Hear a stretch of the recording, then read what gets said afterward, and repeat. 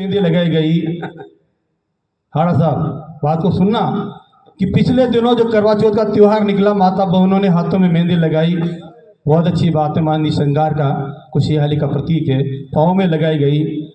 5 माता बहनें बैठी हैं, आपको समर्पित करता हूँ व्यंग ये मुक्तक।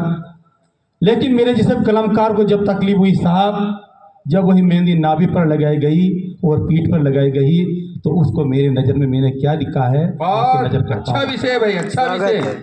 यही तो हमारी संस्कृति को कलंकित कर रहे हैं। बहुत बढ़िया। मैं हिंदी का मान जो पढ़ा है ना सको तो तुम कम से है कम अपमान भी न कीजिए। वाह वाह। मैं हिंदी का मान जो पढ़ा है ना सको तो तुम कम से है कम अपमान भी न कीजिए। सुहागों का सम्मान कर ना सको तो तुम कम से है कम अवमान भी न कीजिए। भारतीय आदर्शों पे चल ना सको जो तुम आचरणों का प्रयोग मत कीजिए। देश के लिए तो कुछ कर ना सके रे तुम, सरेआम तन को नीलाम तो न कीजिए।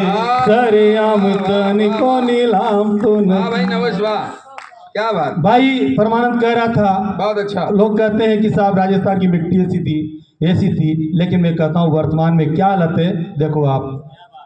भाई पिछले जब सन 2000 में संसद भवन में हमला हुआ, आतंकवादियों ने हमला किया, उस समय राजस्थान का जगदीश यादव नहीं होता तो संसद भवन जैसा नहीं होता जैसा आज है।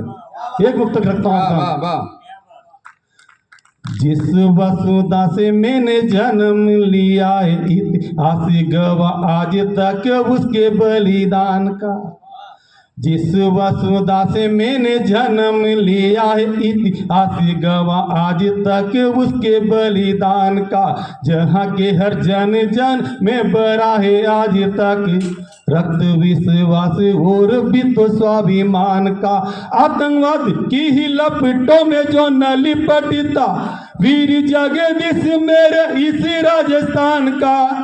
संसदी के हमले में एक भी तो नेता जिंदा, बचना मुश्किल ताजी पूरे हिंदुस्तान का। पूरे हिंदुस्तान का, पूरे हिंदुस्तान का। हाड़ा साहब आप कह रहे थे एक बात, उसी बात को आगे बढ़ाता हूँ। देखो आप, मेरा मानना है साहब कि जो पूरा हिंदुस्तान आजादी भोग रहा है वो केवल एक मात्र महापुरुष है जिसके नाम पे आजादी भोग रहा है, वो है सुभाष चंद्र बोस। अगर सुभाष चंद्र बोस नहीं होता तो पूरा हिंदुस्तान आजाद नहीं होता साहब। वक्तव्य पढ़ता हूँ, आप सुनना। आज के इस भारत को जो सुबह से देखता तो आज की हालातों के बारे में क्या सोचता। क्या इसलिए लिखी बलिदानी तुमने मेरी बार बार आज वह यही बात पूछता। डाकू और अपराधी रक्षक बनते देखता तो इनके बारे में भी कुछ तो वो सोचता। मेरा माने ना तो बस इतना ही अरे यार, सरेआम वो तो इन्हें गोलियों से भूनता। सरेआम वो तो इन्हें गोलियों से। बहुत अच्छा, बहुत अच्छा। ये मेरी एक बान की थी, एक बान की आपके सामने व्यंग्य की जो मेरी विदा है। हाँ भाई बिल्कुल। मैंने पहले भी कहा था, बेटियों ने आप जो नृत्य देखे, अभी आप एम सिंह जी की भतीजी भी थी, मेरी बेटी भी थी। बेटियों के लिए पढ़ता हूँ साहब, देखो। मैंने कहा बेटियां जिंदगी के अलंकारों का अनुप्रास है, बेटियां संवेदना अवकाश है। रोटी कम दे करके बेटी बोली कि बेट पापा आप खा लो, मेरा तो उपवास है। वहां से मेरी व्यंग्य अच्छा। कि हम राजस्थान का अगर आंकड़ा देखें साहब, आंकड़ा क्या है, 850 बेटियां, 1000 बच्चे हैं। यह हालत है हमारा। अगर यही हालात आगे बढ़े तो क्या होगा। अब आप लड़का लड़कियां न देखा जाओ, फिर छोरियां देखा जाओगी। एक व्यंग्य सुनो आप। बहुत अच्छा व्यंग्य है भाई, बढ़िया। आबा वाला देना में ऐसा भी देना होगा कि जाना लोग देखते रह जाओगा। जब छोरा ने देखकर जाओगी, फिर छोरियां भी अपना नखरा दिखाओगी। ये छोरा का डील सब मोटा मांगा तो आगे धन खोटा। जो छोरा को मुछिया से सब पासट वहां कहीं बसेगा घर फटाफट। जिसका घोड़ा जितनी बड़ी आओगी गाड़ी, वो कहीं उतनी बड़ी आओगी लाडी। अरे वाह क्या बात है। लाडी लगा के लिए गाड़ी जरूरी है उसका घोड़ा जितनी बढ़िया होगी गाड़ी होगा उतनी बढ़िया होगी लाडी। लाडी। और यह भी हो सके कि 5 पांडव लिए 5 जली सुकर बसानी पड़े। हाँ वाह वाह। और यह भी हो सके कि कोई न तो पिता में ये नहीं मनोक जमारे बिताने पड़े।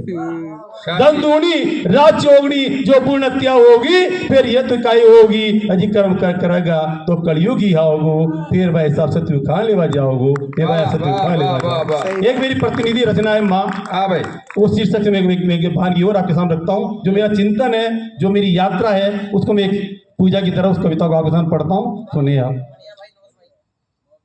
बहुत अच्छा भाई। मेरी पूजा है साहब। सरकार ने एक नारा दिया हम दो और हमारे दो। हमने उस नारे का क्या अर्थ ले लिया।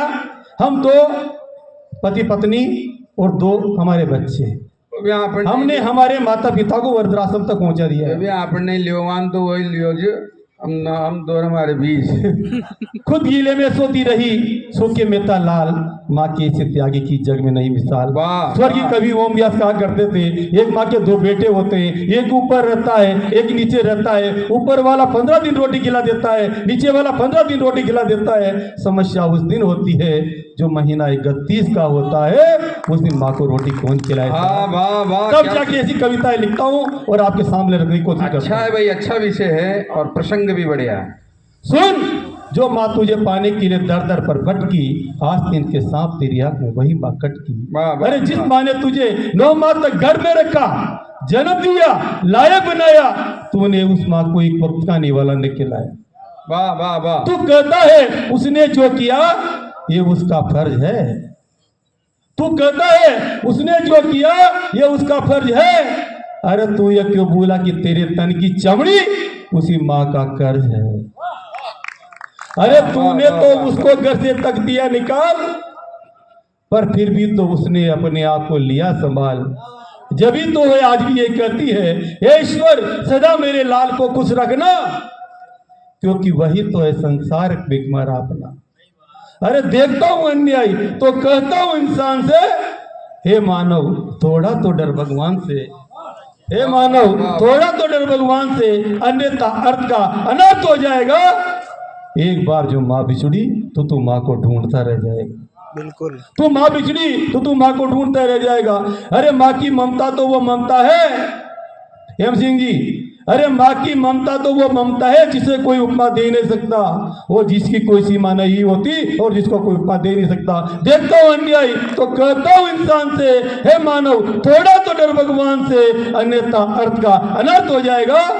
एक बार जो माँ बिछड़ी तो तू माँ को ढूंढता रह जाएगा ढूंढता रह जाएगा। ये कोई दूजा माँ जैसा जो बिन स्वार्थ देता है दुआएं। अरे नहीं नहीं नहीं वो है केवल माँ माँ माँ। बहुत बढ़िया भाई, बहुत बढ़िया, सुंदर।